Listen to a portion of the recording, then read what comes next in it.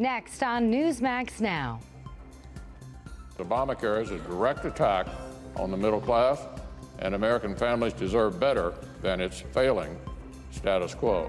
The Senate Republican health care bill is a wolf in sheep's clothing. Only this wolf has even sharper teeth than the House bill.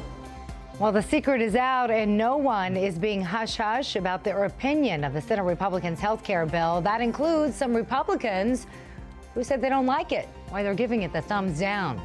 And prosecutors are vowing to retry the case against Bill Cosby. We'll hear from one of the attorneys of one of the accusers. Plus, I think I'm worth the trouble, quite frankly. Nancy Pelosi brushes off Democrats' talk of dumping her as House Minority Leader. Why many blame her for the recent losses in Georgia and South Carolina. All that and more as Newsmax Now starts right now.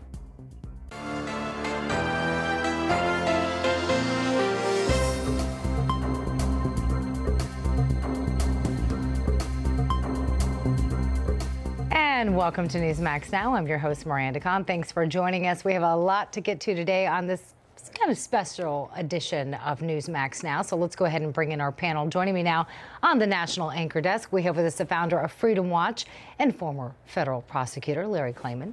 Nice to see you again. Deja vu, right? As always. We're also pleased to have with us via Skype. We have with us attorney at law, Gloria Allred. Thank you both for joining us today. It's a pleasure. Thank you. Thank you. All right, let's get started. Let's talk about our big story today. There are no tapes of President Trump's conversation with former FBI Director James Comey. Or at least if there are, Trump isn't aware of them. Today, he tweeted that he doesn't personally have any. Earlier this month, Comey testified that he hoped that there were tapes of his conversations with the president. Now, this discussion of tapes, as you both know, it's been going on for quite some time since the president sent out his first tweet in regards to Comey's firing. Then Comey himself also brought up the idea of tapes during his testimony a few weeks ago, but now both are saying they don't have any.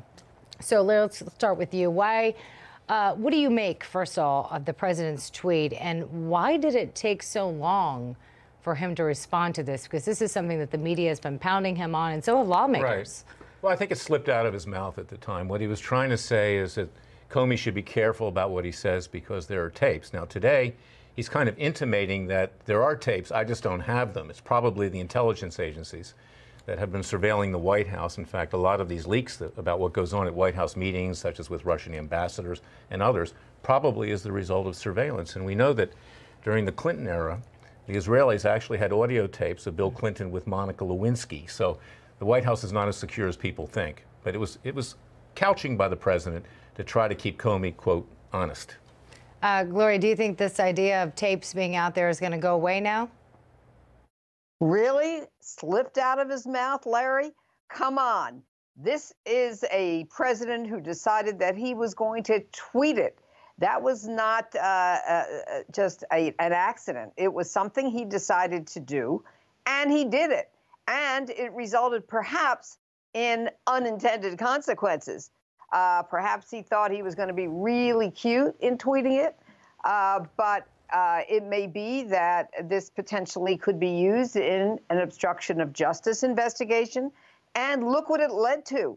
It led to Comey actually putting out there his own memo through a friend, through a law professor, a memo of his discussion with President Trump and what he says that President Trump alleged in that conversation in the White House, that somehow he should not go forward with the investigation of his former friend Flynn, perhaps his present friend Flynn, national security advisor.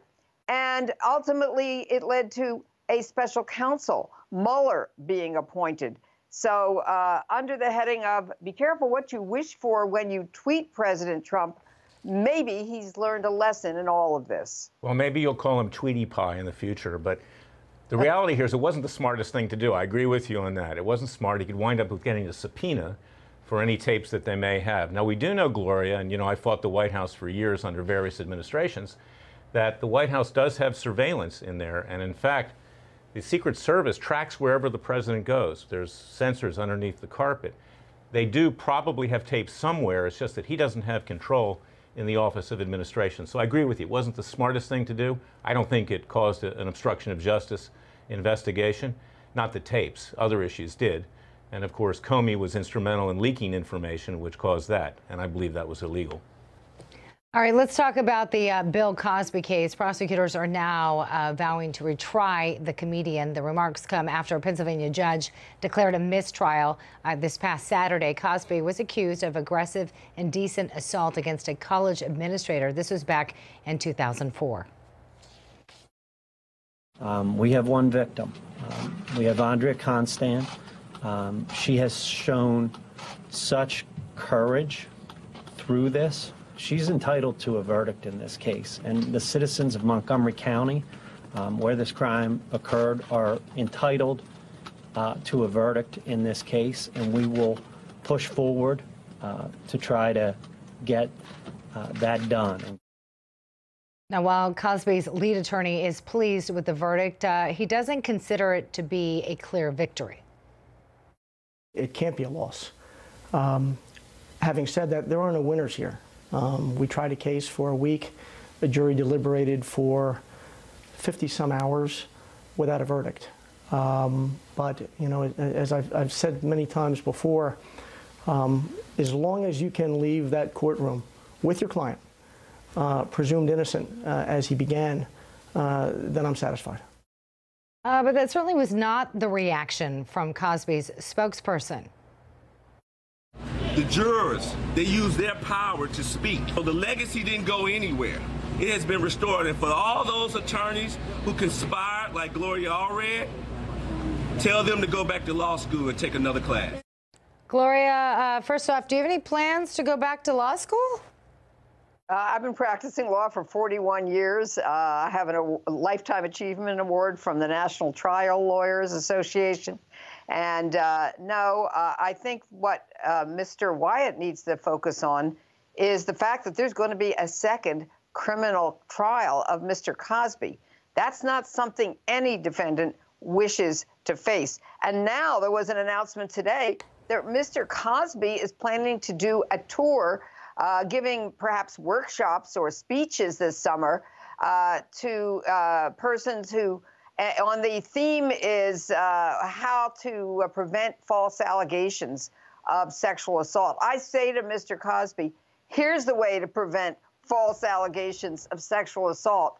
Don't drug or sexually assault women. That's the message that should go out to your audiences, assuming anyone would come. Now, Gloria, you're one of the attorneys representing a Cosby accuser. Right now, there are about 60 women that have accused him of sexually assaulting them, but this is the only one that actually resulted in a criminal trial. Why is that?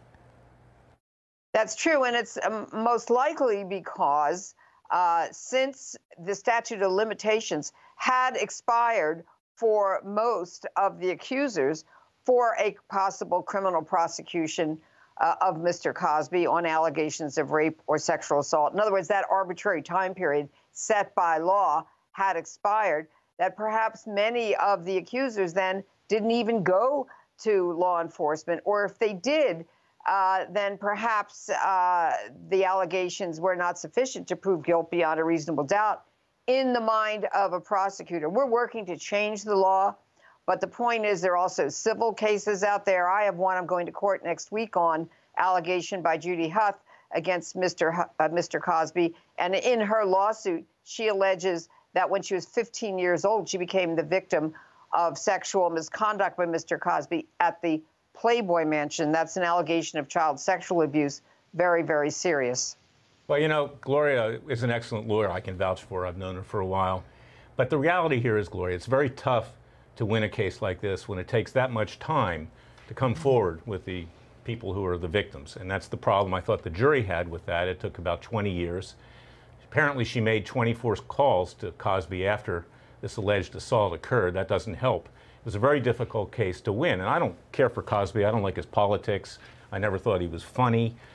Maybe the course that he's teaching on how to avoid sexual abuse allegations he can give to his friend, Bill Clinton. You know, I represented all the Clinton women who were being sexually harassed, as they alleged, and threatened to be quiet in the 1990s when the Clintons wanted to get reelected. But I'll tell you something here. To retry Cosby is a futile act at this point. You and I are both from Philadelphia. I actually grew up in Montgomery County. I think this prosecutor is really stretching it to take this back to court. I have no sympathy for Cosby, but I don't think he's going to get convicted. Well, Larry, first of all, it wasn't 20 years until Andrea Constand brought this to the attention of law enforcement. It was only about 1 year. And her, explanation, it is in fact something that has to be thought about. If a victim or an alleged victim is afraid, doesn't think she'll be believed, feels ashamed, for whatever reasons is afraid to tell, then that's something that sexual assault experts testify about on a regular basis, certainly did in this particular trial. And it's understandable because look what happens when victims or alleged accusers come forward. They get attacked right away. And also, by the way, the numerous calls that you allege that she made to him, she had to make calls. She was working for Temple University as an operations manager, and she was involved with the basketball team. He was a trustee of Temple. He was a supporter of the basketball team, and it was her job to be in good communication with the trustees.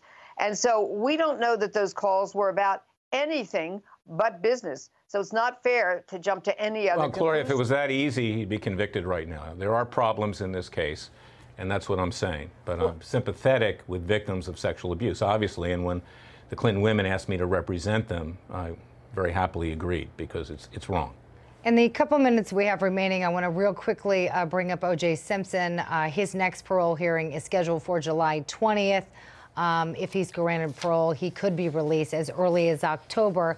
Gloria, I know you represented the family of Nicole Brown Simpson during the O.J. Simpson murder trial. Do you think that O.J. will be paroled? He may be paroled, and he has actually been granted parole some years ago on some of the 12 charges on which he was convicted in Nevada. But, they're going to take into consideration, has he been a good prisoner, a model prisoner? Apparently he has. They're going to take into consideration his age. But I find some of his statements that he made in his former parole hearing some years ago before this same parole board really disgusting when he talks about how he has missed some of the important events in his children's lives and his sister's life. Well, yes. Well, what about Nicole Brown Simpson? I know he's not been convicted of that, although he's found liable. Real quickly, has Nicole Brown Simpson's family, have they contacted you? Yeah, and certainly his own children and the family, have missed their mother. Denise, I know Denise. I have been in communication with Denise, although not about that. But all I can say is I hope that he does not get parole, although it won't surprise me if he does. All right. Unfortunately, we're going to have to leave it there. Hope to have both of you back on again. Gloria Allred, thank you so much for joining us here on Newsmax Now. Still a lot more to come here. We want to hear from you what you think about the Senate's health care bill, if you've had a chance to check it out. Is it heartful or heartless? Send us your thoughts. We'll be right back.